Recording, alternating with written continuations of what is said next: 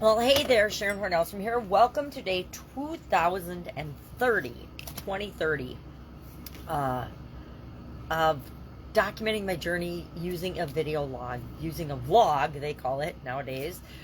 Just paying attention to and sharing information, sharing some of the lessons that I've learned along the way as I transitioned originally from the brick and mortar corporate world of business to the online world of business. I spent over a quarter century in corporate America while simultaneously running, owning, operating, buying, selling different businesses in different industries and growing and building and supersizing them.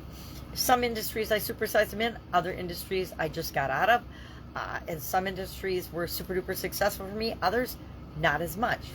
Primarily because they weren't right for me. We get involved in different businesses and different industries to test the waters and try them out. At least some of us do, entrepreneurial people do. But sometimes we start along a career path and we find out it's not the thing for us. And we hear stories all the time of people that started out as one thing and then they changed careers. I think when I was in college, they said that the average person my age back then, which was a long, long time ago, would change careers at least 12 times. And I thought, oh, that's crazy. I'm not going to do that. I was studying at that point to be an engineer. And I'm like, why would I do anything besides be an engineer? And then I got out of college, took a job that had very little to do with engineering. It was mostly management and leadership. And so I went down that path and quality and process path versus actual engineering projects. I think I did maybe 5 actual real live engineer projects in my first career, my first job. We had a whole engineering department of like 250 engineers. So we really didn't need all of us to be engineers in the organization, but we were. So today we're talking about, I share 2 pieces of content every day. Sometimes, some years it's more, sometimes it's less. But this year and last year, I narrowed it down. And I was doing an annual challenge and then the Supersize Your Business group. I like to do a post in that every day. I started when I was moving out of my home following my divorce. I needed something to share with that group, and I wanted to share it on a regular basis to hold myself accountable and consistent, which is why I started doing it every day. And I found a book of 600 plus idioms from my kids as I was packing up boxes, and I'm like, well, idioms are fun, they're interesting. I've always been interested in words and what things mean, and not only what they mean to me, but what they mean to other people, as well as how we can use them to build and grow our business. So I kind of made a game out of it, and I thought, oh, I'll do it for 60 or 90 days, and then I'll switch gears and do something else. Well, we're a couple thousand idioms in at this point, and I keep doing it every day. And every time I get sick of it, and I'm like, oh, I don't want to do it anymore, something happens, and I say, oh, but I am still curious about it. There's still a lot more for me to learn. There's at least 20,000 idioms in the English language alone, and every language has their own idioms. And an idiom is just a group of words when used together that means something different than if the words are taken individually. To me, it's a reminder of synergy, and that when 2 minds come together, or one or more than one mind comes together, the sum of the parts are always greater than, the whole is always greater than the sum of the parts, right? 1 plus 1 plus 1 plus 1.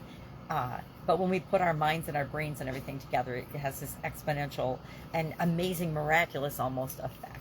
So I'm still doing idioms. Today's was Speak of the Devil, which is when you're talking about somebody and they appear, or that you're talking about them and they appear behind your back. If that's ever happened to anybody besides me, which was an early lesson in always speak kindly of people and never pass on anything unless it's yours to share, or unless you know for a fact that it's 100% true. And then, even as just because it's true doesn't mean it's yours to share. So those are life lessons that each of us learn, usually by having a bad experience one time and having to deal with the negative impacts and effects of that behavior or experience, and then learning from it how to behave in better ways in the future. And so I shared some of those in Speak of the Devil today for our idiom.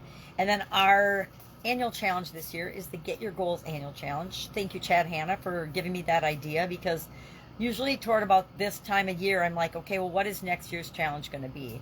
And I mentioned it in a post, and he commented and said, why don't you do it on goals? And so we've been doing the Get Your Goals challenge this year. We do one thing every day to move us toward what we want.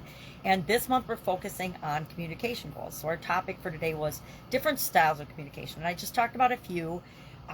open versus closed communication, fixed versus flexible, and formal versus informal. And when we use those and why, because there's benefits to everything, right? There's pluses and minuses to everything. Most of the things in the world are neutral until we add some kind of meaning to them. So we talked about that. And then I did mention that tomorrow we're going to go into learning more about our own personality and our own style of communication using a tool or two, the either Myers-Briggs DISC, and there's a whole slew of similar personality tests that help us understand how we communicate, the type of person we are, and the type of other people that we interact with, and how we, being the type that we are, and I've been doing these Myers-Briggs tests. My dad brought Myers-Briggs home when it was first introduced to 3M, probably in the late 70s. I think I was still in high school.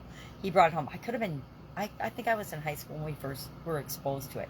I loved my dad working at 3M in corporate and personal development because he was always teaching us a lot of the cool things that they learned in a giant corporation like Minnesota Mining and Manufacturing back then. So we'll talk about that tomorrow. And I'll find a free tool so people that have not been exposed to it can go ahead and take the test and find out their own personality type, because I think it's a valuable tool. I don't do it every year anymore, but for a while I would do it, every few years just to make sure I was still the same type that I thought I was. And things happen, right? Things in our life happen that cause us to change not who we are at the core, but who we are and how we show up in different environments, and we choose different environments to participate in. So that is it today for content. Tuesday here in my neck of the woods. Yesterday was a granddaughter day. It was an awesome, fun day. I got all three of my granddaughters, so we had a blast.